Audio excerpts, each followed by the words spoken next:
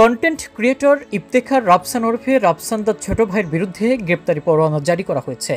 অনুমোদনহীন ব্লুডিংস বাজারজাত করার জন্য এ পরোয়ানা জারি করা হয়।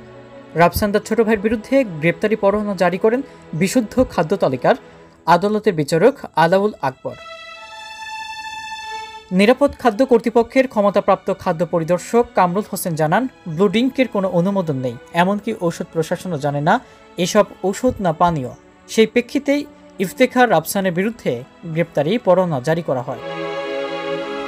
জানা গেছে, রাফসানের প্রতিষ্ঠানটির নাম মেসার্স ড্রিঙ্কলু বেভারেজ। এটি কুমিল্লার বেসিক শিল্পনগরীতে অবস্থিত। প্রতিষ্ঠানটি মোড়কজাত করেন নিবন্ধন না নিয়ে তাদের উৎপাদিত ইলেকট্রোলাইট ড্রিঙ্ক পণ্য প্রস্তুত করে আসছিল।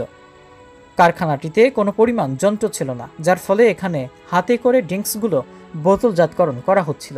এই সময় নিবন্ধন ছাড়াই মোড়কজাত ও বাজারজাত করায় ওজন ও পরিমাপ মানদণ্ড আইন 2018-এর 41 ধারায় 30,000 টাকা অর্থদণ্ড করেন ভ্রাম্যমাণ আদালত।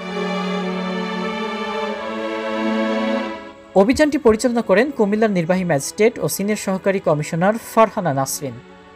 প্রসিকিউটর হিসেবে দায়িত্ব পালন করেন বিএসটিআই কুমিল্লা অফিসের কর্মকর্তা আরিফ উদ্দিন প্রিয়।